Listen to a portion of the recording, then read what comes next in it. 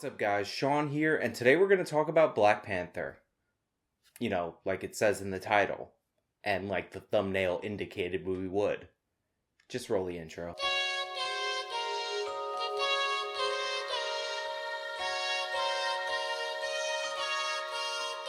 It finally happened. The greatest movie in the history of Marvel. Finally, we have the first black superhero movie ever put to film. In fact, not only is this the first movie to ever feature a black superhero as the lead, it's the first movie to ever have a black superhero in it ever. In fact, it was actually illegal before this movie came out for black people to be superheroes in movies. This movie changed everything. When my kids grow up, they'll know that they can be Black Panther, is a quote from a black person after seeing this movie. I can't believe this movie happened. It was only illegal 6 months ago until the Supreme Court ruled that it could happen, is another quote from a black person about seeing Black Panther, this movie. It has so many firsts, so many twists and turns, and it has a black director, which was also illegal before this movie came out, even though it says that the black director of this movie directed the movie Creed. That doesn't make a difference. It was illegal, and the Supreme Court changed it. And now we have this movie, and it's the greatest thing ever to exist ever. The whole world will be changed by this film. It is the greatest thing to ever be put to film ever. Alright, but all joking aside, my general feelings about Black Panther? I like the movie. I think it was really good. It had some things that were different from what I was expecting, both in a positive way and both in a negative way. It's not the greatest Marvel movie of all time. It's not the greatest superhero movie of all time. I would place it near the top 5, but probably not quite in the top 5 of Marvel movies for myself. But I was impressed by certain things in the movie, and I generally enjoyed it. If you haven't seen this movie, you should go out to see it. I'm not really going to give you major spoilers in this review. I'm going to try and be vague and talk about some of the themes and some of the political stuff surrounding it and how that's not really reflective of what's on screen. But if you guys are like super crazy about spoilers, turn the review off, come back to it later. That's like the most obvious thing ever. Don't watch a review for something if you don't want to have some aspects of it spoiled. So probably one of the biggest compliments that I can give this movie is that in 10 years, we won't look back on this movie and say that was a movie that was made in the era of Donald Trump. Whenever you have a movie and it is described as being needed in this current political climate, like in times like these, we need this movie, usually that means that the movie's going to be really dated and have a lot of cringy dialogue that won't fit or work outside of the context of that time. And for me, that's almost always a negative for a movie or a TV show. I actually watched a lot of old TV shows from the early 2000s, and the fact that I know that certain episodes were written just because George W. Bush was president makes things a hell of a lot worse. But I'm happy to report that for this movie, it doesn't really seem to be the case. Because although there are definitely political themes in this movie, there's nothing that's like, oh, that was a clap back against Donald Trump. Like, just people who say that about movies and people who write movies in general, just stop. Like, stop doing that. It's cringy and terrible, and I appreciate this movie not having a lot of that, or really much of that at all. Like, don't get me wrong, I thought about keeping a list of all the leftist political buzzwords that were in the movie. For example, they mentioned colonization like a bunch of times, and I think the phrase over-policing gets thrown around near the beginning of the movie. But for the most part, the people who mention those leftist buzzwords are the bad guys in the movie, which is actually really interesting for a movie in Hollywood, that they're not really infusing all those positive social justice-y politics to the hero. But it does make a lot of sense because Wakanda is an isolationist nation that literally hides from the world and kills anybody who tries to enter their country illegally. In fact, they mark all of their citizens so that they know a Wakandan when they come across them. So essentially what the filmmakers would have had to have done in order to push like crazy leftist propaganda was completely undo what Wakanda is in the comic book and what it is in the movie. And that doesn't happen, and I think the movie is better for it. Another positive aspect of the movie that's actually surprisingly positive is the villain or the villains, because Andy Serkis is not the villain in this movie. He doesn't really appear in the movie that often, but he's really enjoyable when he's on screen. And Michael B. Jordan, while not a great villain, is a really, really good villain. And the reason why in my mind he's not a great villain has little to do with his actual performance, because his performance was good, his character was really interesting, he had goals that made sense, and you understood where he was coming from. In fact, the only aspect of Killmonger that really didn't work for me was when he put on the Black Panther costume. Because the action sequences in this movie are, like, surprisingly bad. Like, I predicted, based on the trailer, that this movie was going to have, like, really good action sequences, because Ryan Coogler is the director of Creed. And it was probably not going to have the best villain, because Marvel movies typically don't have the best villain. And the villain happens to be an evil version of the hero, and that's like 90% of all Marvel movies have a villain that's the evil version of the hero. So I was very much not on board for that, and I was surprised that my prediction was completely flipped. Like, there's two major action sequences in the movie, and they're both in the trailer. And neither are particularly interesting in the movie. Also, the Black Panther suit kind of gives him the power that Shaw has from X-Men First Class, where basically he takes on force and then he can unleash that force against his opponents.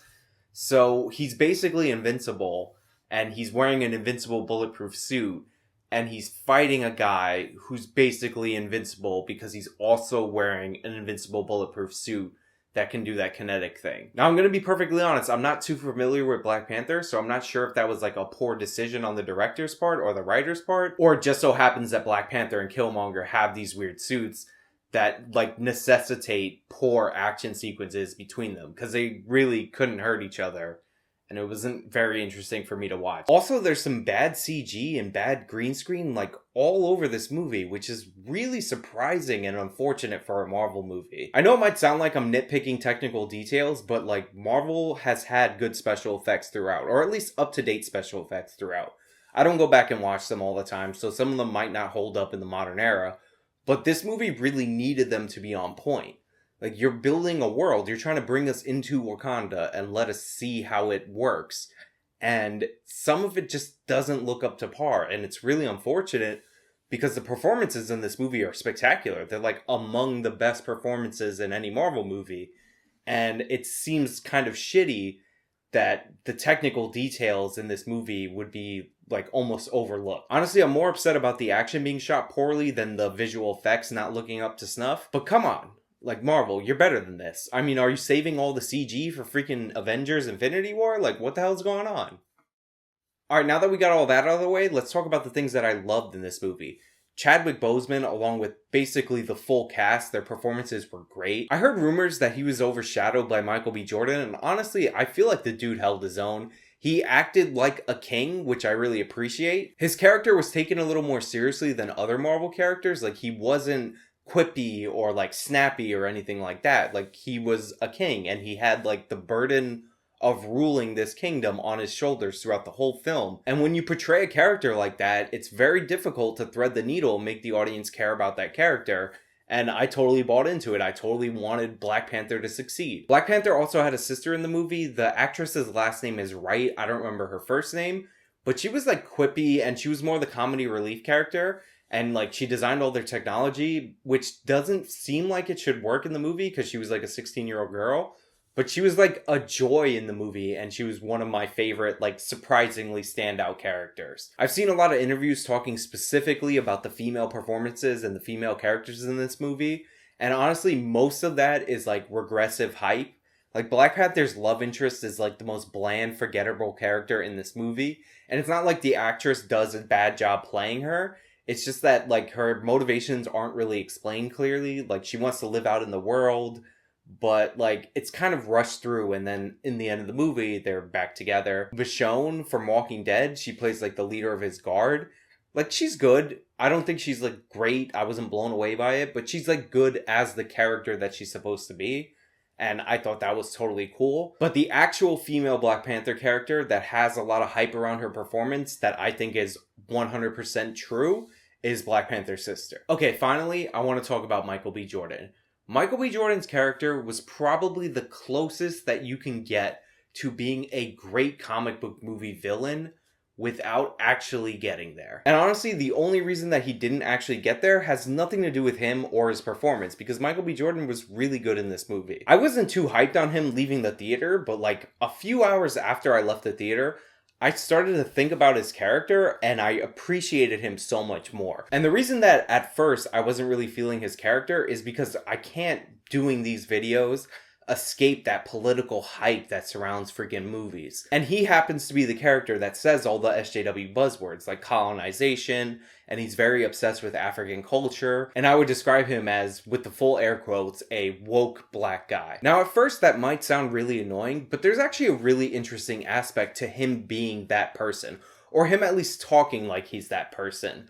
Unlike SJWs, he's actually a dude who knows how to fight and like has skills. And he's like a really intelligent character. And the reason it's really interesting that he's that character is that he's basically the only African American character in the movie. Sure, this movie has a lot of African American actors, but he's the only person who's like not really a Wakandan. He makes a point to show people that he's very up on like Black history and he's very knowledgeable about Black customs.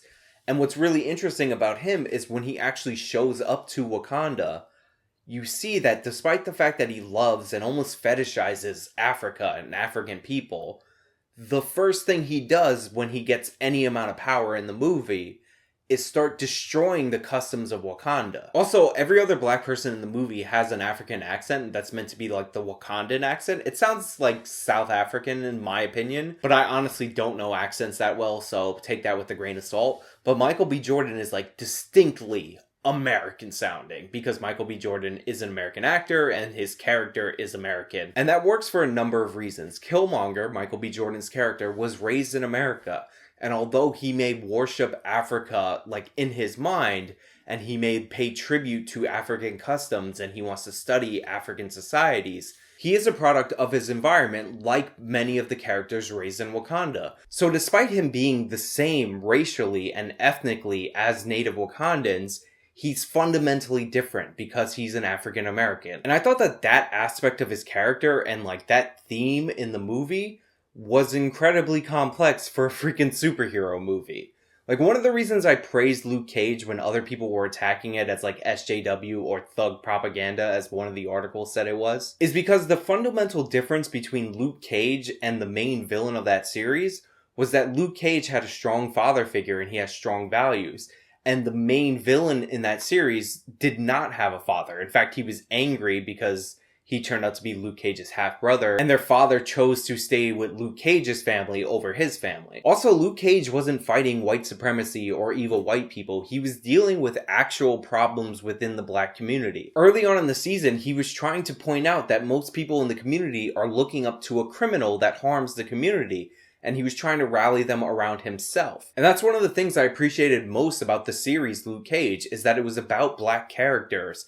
It wasn't about the writer or director lecturing white people. And this movie is the same way. If you're going to put a message or a theme and attach it to these characters, there's no way you can look at Michael B. Jordan's character and not get that the message of his character is that African Americans are Americans. They're not Africans. Killmonger's connection to Wakanda and Africa was superficial. It was almost like he fetishized the idea of African culture and the idea of Wakanda. But literally at the first opportunity, he became exactly the person that he thought that he hated. He was an exploiter of Wakanda. He wanted to use their resources for his own personal project. And the contrast between who he thought he was and what he thought he was representing and who he actually was and what he was actually doing is amazing. And attaching that kind of inner turmoil or conflict to a villain is great stuff. And I loved every second of that. So all in all, this is a good movie with some great characters and some really good performances. I would definitely recommend you guys go out and see it. There are problems, both structural and technical. It's a little slow to start.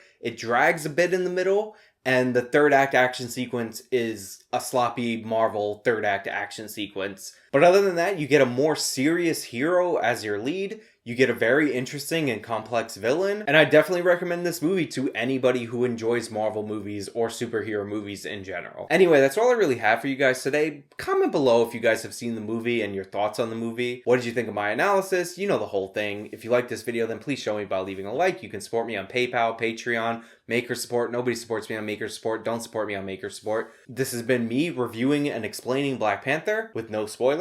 Till next time.